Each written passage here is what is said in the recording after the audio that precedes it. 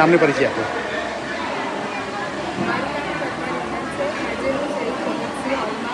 Corporation દ્વારા આયોજિત કાર્યક્રમમાં આવી છું, જેમાં મારું એકાઉન્ટ એસબીઆઈમાં હતું. તો મેં એકાઉન્ટ ખોલાવ્યું અને એ લોકોએ ખાલી આધાર કાર્ડ અને ફોટો લીધો અને 10-15 મિનિટમાં સરળતાથી મને એકાઉન્ટ ખોલી આપ્યું. અને આ જગ્યાએ રેશન કાર્ડ અને ઘણા સેવાઓ છે, જેના લીધે સરળતાથી નાગરિકો પોતાને જે જોઈએ એ કરી શકે, ખોલાઈ શકે.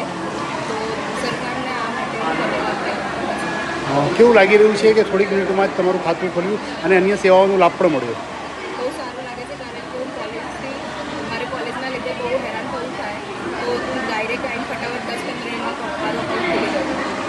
એક જ છત્ર હેઠળ અનેક સરકારના વિભાગો આજે લાભ આપવા આવ્યા છે. આવા કાર્યક્રમો આગામી સમયમાં પણ યોજાય તે માટે સરકારને શું કહેશો? આવી રીતે સરકાર બધા નાગરિકોને હેલ્પ કરે તો સારું રહેશે, કારણ કે એક જ જગ્યાએ આટલી બધી સેવાઓ મળી, જેથી મારે અલગ અલગ જગ્યાએ દોડધામ ના કરવી પડી અને એક જ જગ્યાએ મારે જે બી કામ હતું એ પૂરું થયું. નામને પરિચય આપો. મારું નામ ખડિયા છે. અમદાવાદ મ્યુનિસિપલ કોર્પોરેશનની આસિસ્ટન્ટ કમ્યુનિટી ઓર્ગેનાઇઝર તરીકે અમે વાતનું ફરજ બજાવીએ છીએ. અમદાવાદ મ્યુનિસિપલ કોર્પોરેશનના પૂર્વજન વિસ્તારની અંદર આજ ભગતસિંહ હોલની અંદર એક જ જગ્યા ઉપર પીએમ સ્વનિધિ યોજનામાં લાભાર્થીઓનું આયોજન કરવામાં આવેલું હતું, જેમાં મોટી સંખ્યામાં લાભાર્થીઓ ઉપસ્થિત રહ્યા હતા અને એક જ જગ્યા ઉપરથી બધી યોજનાઓનો લાભ મળી શકે તે માટે સરકારી ખાતામાંથી અહીં આવેલા હતા સ્ટાફ, અને એ લોકોએ બધી નાગરિકોને એક જ જગ્યાએથી લાભ મળી શકે તે માટેનો પ્રયત્ન કરેલો હતો અને મોટી સંખ્યામાં નાગરિકોએ જેનો લાભ લીધેલો હતો. પરિચય આપો. મારું નામ એસએમ ગોરી છે. હું પોસ્ટ વિભાગમાં આસિસ્ટન્ટ સુપ્રિન્ટેન્ડન્ટ તરીકે કામ કરું છું.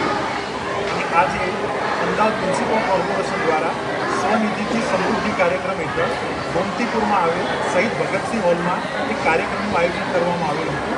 તો તેમાં અમારા પોસ્ટ વિભાગ તરફથી પણ એક આગવું કાઉન્ટર ઊભું કરવામાં આવ્યું છે. અને આ કાઉન્ટરમાં પોસ્ટની દરેક સેવાઓ જેવી કે બચત બેંક, આધારનું કાઉન્ટર, પછી ગંગાજળનું વિતરણ, દરેક ભારત વર્ષમાં આવેલા દરેક જ્યોતિર્લિંગનું પ્રસાદનું વિતરણ, નેશનલ ફ્લેગનું વિતરણ, માય સ્ટેમ્પનું કાઉન્ટર વગેરે અમે સેવાઓ પૂરી પાડેલ હતી. કેટલા અરજદારોએ લાભ લીધો હતો? આશરે આજે 400 થી 500 જેટલા અરજદારો અહીંયા આવ્યા હતા. એમાંથી ઘણા એવા અરજદારોએ અમારા કાઉન્ટર ઉપર આવી અને પોસ્ટ ઓફિસનો લાભ લીધો હતો અને અમે એમને એક જ છત નીચે બધી સેવાઓ પૂરી પાડી હતી.